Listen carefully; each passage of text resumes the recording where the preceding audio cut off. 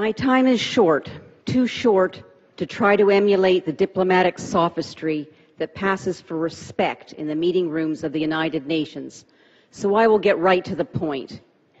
The UN is not having a conference on the threat that global anti-Semitism poses to international peace and security. This is lunchtime. The courageous organizer, assisted by the principled representative of the small state of Palau, is independent of the UN. The facilities are not free. But why couldn't the UN, founded on the ashes of the Jewish people and presently witnessing a widespread resurgence in anti-Semitism, sponsor a conference on combating global anti-Semitism?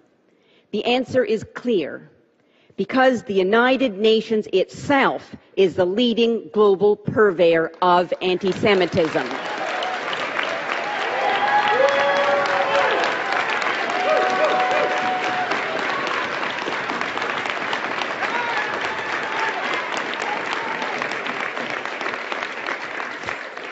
Photo ops of the UN Secretary General and the UN High Commissioner for Human Rights at the gates of Auschwitz are not an alibi. One does not honor the memory of Jews murdered by intolerance 6 decades ago by inciting murderous intolerance towards the remnant of the Jewish people in the here and now. Incitement to hate, like declaring Israel to be racist, as does the UN Durban Declaration, the flagship of the UN's racist anti-racism program of action. In theory, the UN Charter demands equality both of individual men and women and of nations large and small. In reality, the UN mass produces inequality for Jews and the Jewish nation. 35% of all resolutions and decisions ever adopted by the UN's top human rights body, the Human Rights Council, that are critical of the rights records of specific states, condemn one state, Israel. That's anti-Semitism.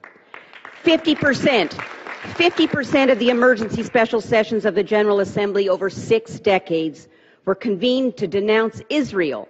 No emergency special session has been called on any other state in over 30 years. That's anti-Semitism.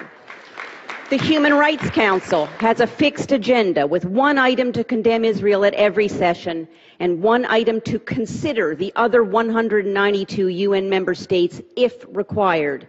That's anti-Semitism. 70% of all the 2013 General Assembly resolutions criticizing specific countries for human rights abuses were about Israel. That's anti-Semitism.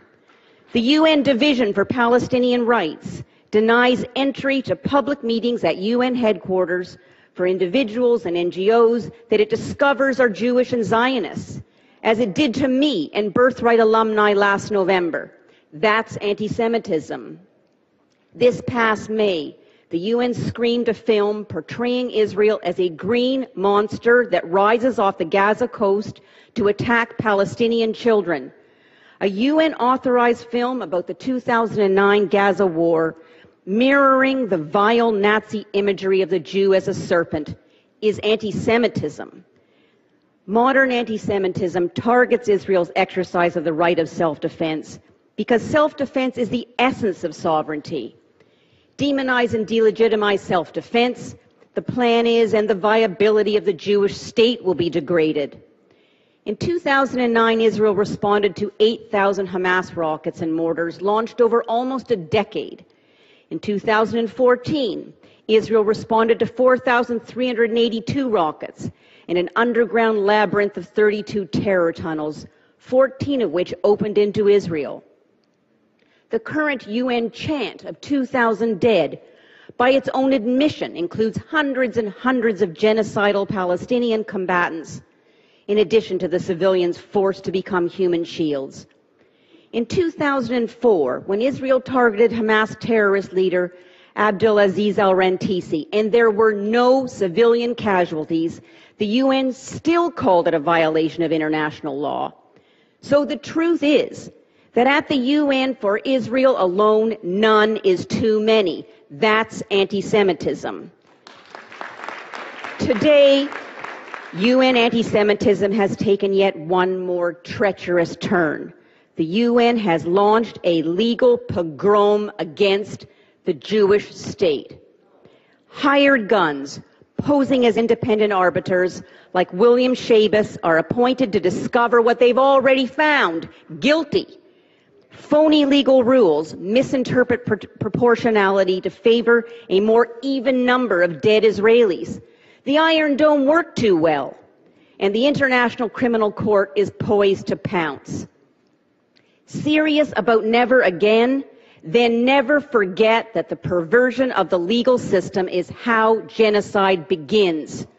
A legal pogrom serves as a license to kill. The UN is not having a conference about combating anti-Semitism, but we are. So let us start. Let us start by combating the legal henchmen and human rights imposters at the United Nations.